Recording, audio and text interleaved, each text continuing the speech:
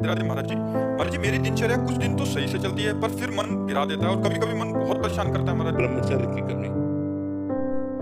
ब्रह्मचर्य संभालो, जो सोचोगे वही करने के लिए तुम बिल्कुल तत्पर हो जाओगे। हम लोगों का जो मूल स्वभाव है ना, वो ब्रह्मचर्यहीनता के कारण बन गया है। ब्रह्मचर्य के गंदे जो हीन करने वाले आचरण उनको छोड़ो, अभी तुम नए बच्चे हो। अपनी कृपा से 1 साल से ब्रह्मचर्य का पालन करने का प्रयास करो। हाँ, बहुत सुंदर, और अच्छे से प्रयास करो। हाँ, और अच्छे से प्रयास करो। और हट करके नियम पालन किया जाता है। मन कह रहा नहीं यार आज नहीं उठना, नहीं, तुरंत बिस्तर छोड़ दिया, तुरंत उठकर खड़े हो गए। हट करके जब नियम पालन किया जाता है तो हमारी दिनचर्या चलती है। अब सोचो, अपने 12:30 बजे के लगभग जगते हैं, 1:45 बजे रोड में आ जाते हैं। अब उस समय सोने का समय होता है, अकेले खुद के दरवाजे तक पूरी लाइनें लगी रहती है।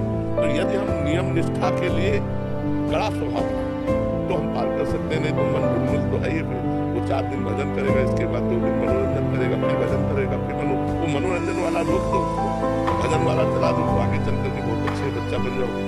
ठीक है, खान पान पवित्र रखो, मोबाइल रखते हो, गंदी बात मत देखना, वो टच वाला मोबाइल, गेम मत खेलना, गंदी बातें मत देखना, गंदे बच्चों का संग मत करना, तो फिर आगे बढ़ जाओगे।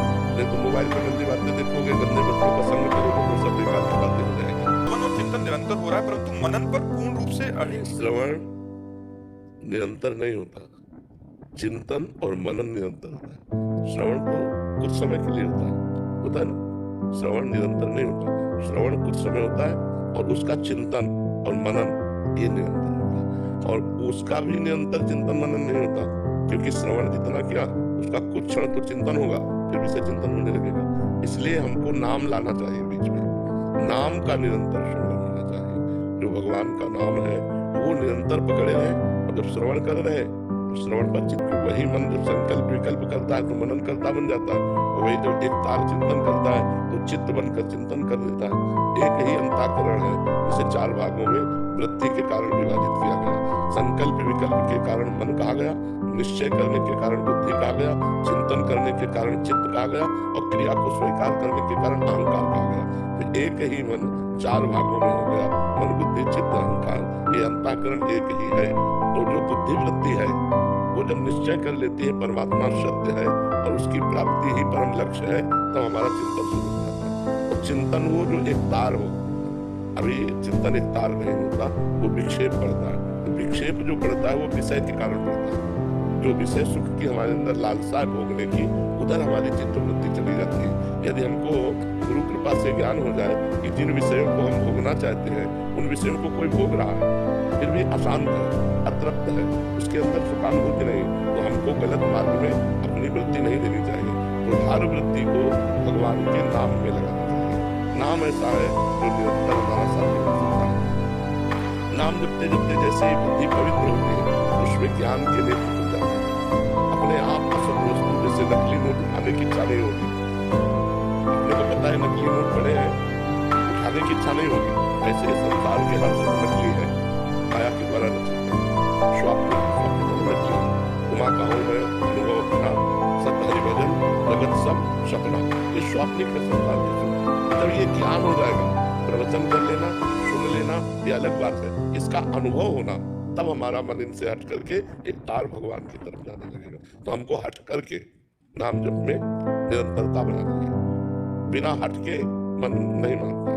हमें सुख मिले ना मिले, हमें लाभ मिले ना मिले, हमें शांति मिले ना मिले, हमको हट करके नाम जप करना है। जब ऐसा कोई हठी नाम जप करता है तो नाम जप का फिर अभ्यास बन जाता है, और जब नाम जप चलता है तो फिर आनंद की धारा होती है। जो चाहे वो प्राप्त कर सकता है, ऐसा नाम रूपी धन है। बिना नाम धन के कोई भी आध्यात्मिक उन्नति नहीं हो सकती, चाहे किसी भी मार्ग का पथिक हो, उसको नाम जप करना ही पड़ेगा। समझ रहे हैं? महाराज जी, मेरा ये प्रश्न ये भी था कि जैसे हम लोग संसार में रहते हैं और आपके सानिध्य से ये पता पड़ा साध्य हमारा भगवत प्राप्ति, तो साधन पे हम कैसे अड़िग रहे? कई बार क्या होता है, मानित करता है अथा तो ब्रह्म जिज्ञासा, तो उस संदर्भ में अथा तो ब्रह्म जिज्ञासा कहूँ, अब मैं ब्रह्म जिज्ञासा करता हूँ, जानना चाहता हूँ ब्रह्म को। तो ब्रह्म को जानने के लिए ब्रह्म है सम और संसार है विषम। जब संसार को लक्ष्य बनाओगे तो हानि लाभ जय पराजय सुख दुख मान अपमान निंदा स्तुति ये मिलेगी। तो आप दुखी होंगे, सुखी होंगे, हर्षित होंगे, शोकित होंगे। मान मिला हर्षित हो गए, अपमान मिला शोकित हो गए, जय हुई सुखी हो गए, पराजय हुई दुखी हो गए। और यदि आप ब्रह्म की वृत्ति धारण किए, ब्रह्म है सब, आप सुख में भी सम और दुख में भी सम, क्योंकि आपको दोनों को पता है, दोनों ये नाशवान है, सुख भी नाशवान है और दुख भी नाशवान है। यहाँ की जय भी पराजय है और पराजय भी जय है, इनका कोई अर्थ नहीं है। अब चाहे जितने बड़े पदाधिकारी हों, शरीर छूटा फिर क्या है? तो शरीर छूट गया तो आपकी सब विद्या गई, सब पद गया, सब धन दौलत गई। अब ये सत्य की वो सत्य, अब ये और वो का तात्पर्य कोई जाने तो उसका निर्णय करे।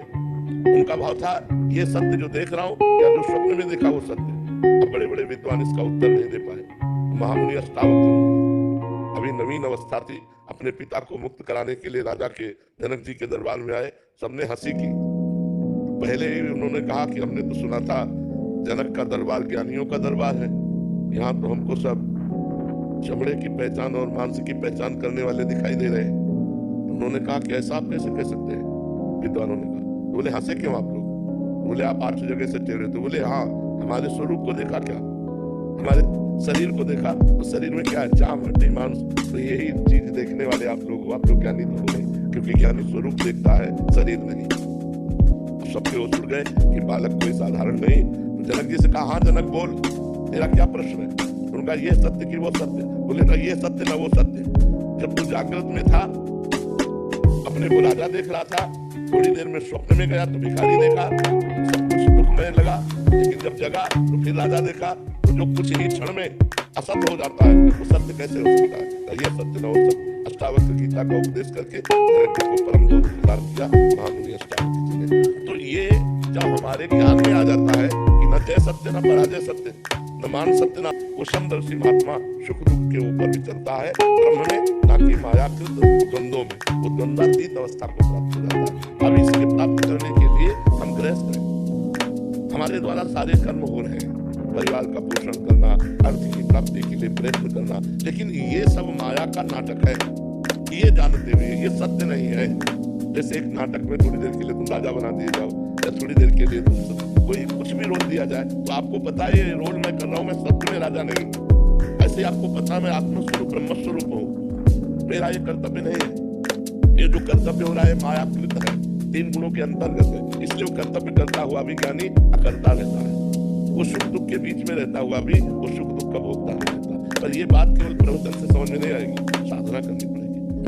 लोक परलोक के समस्त भोगों से वैराग्य, सत्य असत का विवेक, इंद्रियों का दमन, मन का दमन, प्रतीक्षा, सहनशील, श्रद्धा, शास्त्र गुरु के वचनों पर दृढ़ विश्वास, मुमुक्षुता, मैं मुक्त होना चाहता हूँ, तब ये ज्ञान टिकता है। जब कठोर नियमों के द्वारा निरंतर ब्रह्माकार वृत्ति संसार के समस्त कार्य करते हुए, अब आप सोचो अपने लोग तो इतना कार्य नहीं जितना राजा जनक जी को कार्य। राजा को कार्य होता है ना, कोई सोचे कि ज्ञानी महापुरुष क्रिया रहित है बाहर से, ऐसा नहीं। वो क्रिया प्राण होते हुए भी कर्ता भाव रहते हैं। कोई सोचे भक्ति कैसे हो सकती गृहस्थी में? अम्बरीश जी चक्रवर्ती सम्राट महाभागवत, राजा जनक जी परम ज्ञानी, दोनों, एक महाभक्ति में और एक ज्ञानी में, दोनों चक्रवर्ती सम्राट राजा होते हुए भी अपने कार्य को कर रहे हैं। इसका मतलब है क्रियाएं गुणानुगुण वर्तन्ते मनुष्या पार्थ सर्वसा। क्रियाएं मायाकृत है और मैं उसका दृष्टा हूँ, मैं करता हूँ। तो कर्ता और भोक्ता भाव रहित महापुरुष ज्ञानी होता है, चाहे वो गृहस्थ में चाहे विरक्त में हो। ये भगवत मार्ग है। इसके लिए जरूरी नहीं कि कपड़ा बदला जाए, इसके लिए जरूरी उद्देश्य बदला जाए, हमारे विचार बदलना है, हमारा चिंतन बदलना है। समझ रहे हैं? मानसी जी महाराष्ट्र से। ऋषियों की शरणागति, जो शास्त्र के पारगामी विद्वान हो और ब्रह्म तत्व का बोध हो, ऐसे संतों का संग तो हमारे जीवन का रास्ता प्रकाशित होता है। क्योंकि वो हमको बताएंगे ना हमारा मार्ग क्या है, हम कैसे चले, कैसे। मतलब एक ही चीज आपको मिली है। तो जैसे अगर वो नाम है, मंत्र नहीं लगा, ओम नहीं लगा, नमा नहीं लगा, तो फिर आप इसको हर समय नहीं जप सकते। आप शौच अवस्था में नहीं जप सकते। जब आप शौचालय गए हैं तो आपके वस्त्र पवित्र, शरीर पवित्र, तो आप नहीं जप सकते। तो उस समय खाली है, उस समय मृत्यु हो जाए तो, इसलिए हम दोनों रखते हैं, नाम और मंत्र। अपवित्र अवस्था में नाम जप कर रहे हैं और पवित्र अवस्था में मंत्र जप कर रहे हैं। नाम के लिए कौन सा? अब गुरुदेव से पूछना ना गुरुदेव ने जो मंत्र दिया उसी के अनुसार नाम दिया जाता है। जैसे हम पंचाक्षरी मंत्र जब जपते थे तो साम्य सदाशिव नाम रखते थे। एक आदमी है कि मंद बुद्धि का है, कोई प्रयास रहे लेकिन उसका प्रारब्ध बहुत जोरदार है, प्रारब्ध पर अच्छा प्रारब्ध है तो उसका भोग कर रहा है। इस समय वो गलत चल रहा है लेकिन उसकी उन्नति हो रही है क्योंकि उसका प्रारब्ध पुण्य जोरदार है और वो बहुत अच्छा चल रहा है, धर्म से चल रहा है, लेकिन उसका प्रारब्ध गिरा हुआ है तो उसको बार-बार किया जाता है। तो ऐसे प्रारब्ध को कंट्रोल करने के लिए तपस्या साधना इसके सिवा नहीं हो सकता। अगर हम भगवान के लिए अपना जीवन अर्पित करके नाम जप करें तो प्रारब्ध बदल सकता है, या प्रारब्ध रहते हुए भी हम उन्नति को प्राप्त हो सकते हैं। प्रारब्ध अपना प्रभाव दिखाता रहेगा। जैसे दोनों किडनी फेल है लेकिन हमें आनंद है क्योंकि हम भगवान की शरण में हैं,